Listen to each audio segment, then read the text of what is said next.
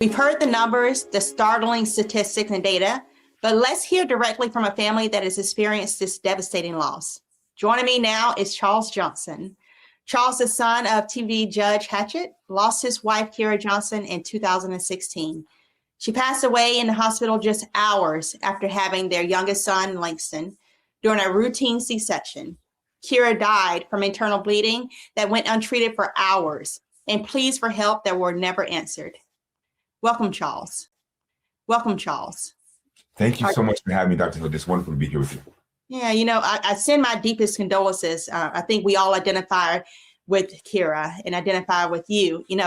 I practiced medicine for 18 years, and hearing stories like yours still shake me to my core because they should never happen. And it's been a decade since that tragic day. We know that each day you're fighting for our honor, so we thank you for joining us to tell us her story. Absolutely. I'm so proud to be here with you this morning. Yeah. For those who don't know your story, can you share a little bit about Kira's pregnancy and what happened once she delivered? Sure. So absolutely. So, when we talk about Kira, we're talking about a woman that was sunshine personified. We're talking about a woman that raced marathons. She had her pilot's license, was a skydiver. Throughout her entire pregnancy, she was in excellent health.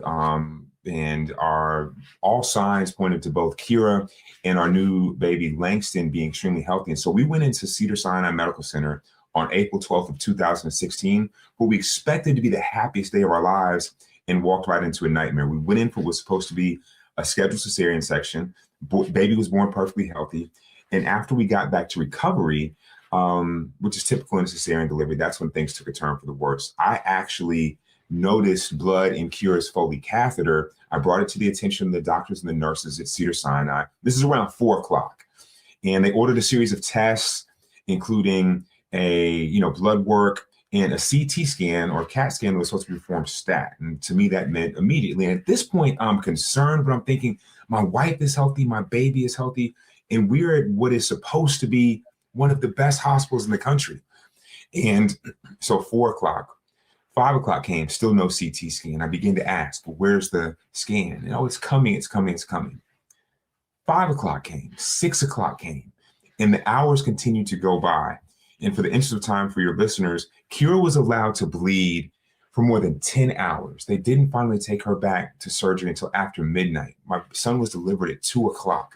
And for those 10 hours, I begged and pled for them to just validate her pain and prioritize her. And my pleas for help fell on deaf ears. And when they finally took her back to surgery, they opened her up, Dr. Hilton, and there were 3.5 liters of blood in her abdomen from where she had been allowed to bleed internally for all those hours. And we look back at her medical records, it says that she was declared a medical emergency, a surgical emergency at 6:45 p.m. And they didn't take her back to surgery until after midnight. When they took her back for that surgery, her heart stopped immediately. And so when I walked into that hospital that afternoon, the thought that my wife would not walk out to raise her sons, it never crossed my mind. But as you know, and as everybody here under the sound of our voices understand now, that we're in the midst of a maternal mortality crisis in this country, and it's shameful. And we refuse to continue to let this happen to other families. Yeah, that story is chilling, and it should have never happened. You started a movement for Kira for Moms, an organization fighting for Black maternal health. What have you seen in her honor? What have you seen as the biggest challenge, and what progress are you seeing at this point? Excellent question. So I want to level set this conversation by saying this. I would not be here if I did not believe with every fiber in my being that we can fix it, right? Right now, as you mentioned in the previous segment, 84% of the mothers that we are losing are considered preventable, right? And so we understand that these are mothers that should be going home with their children. They should be there at the first day of kindergarten. They should be screaming at the top of their lungs on Saturday mornings, and they're being taken from us.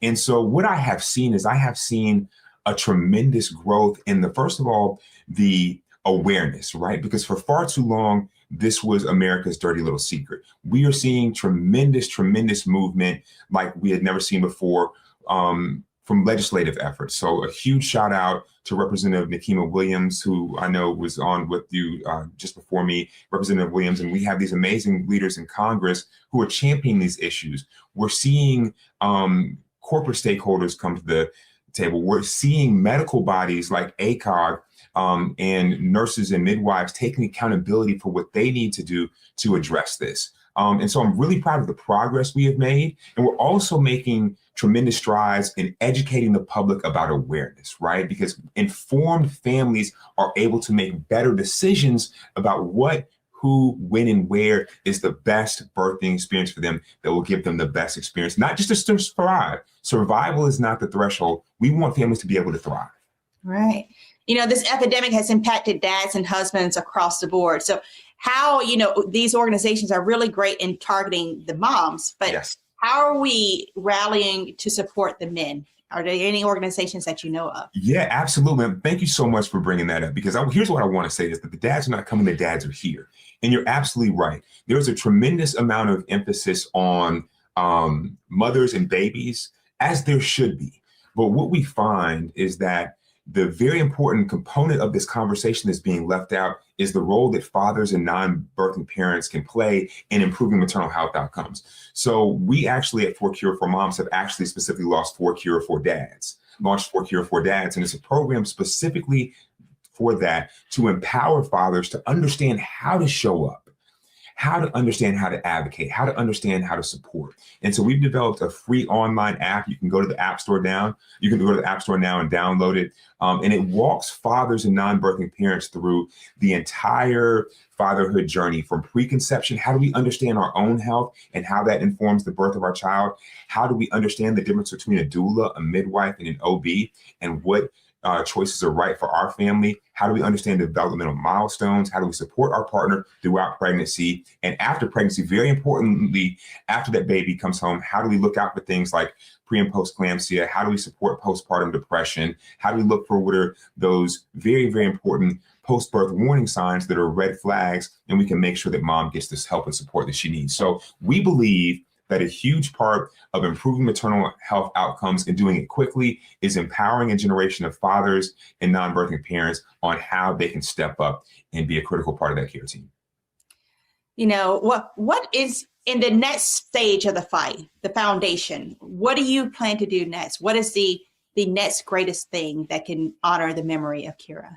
Yeah, so I want to see sweeping legislation passed on the federal level. There's a bill I know that you're familiar with, and some of your listeners may be familiar with, called the Maternal Health Momnibus, a package of 13 bills, including the Keir Johnson Act, that will go a long way to putting a very important foundation of infrastructure and set of criteria around maternal health in this country.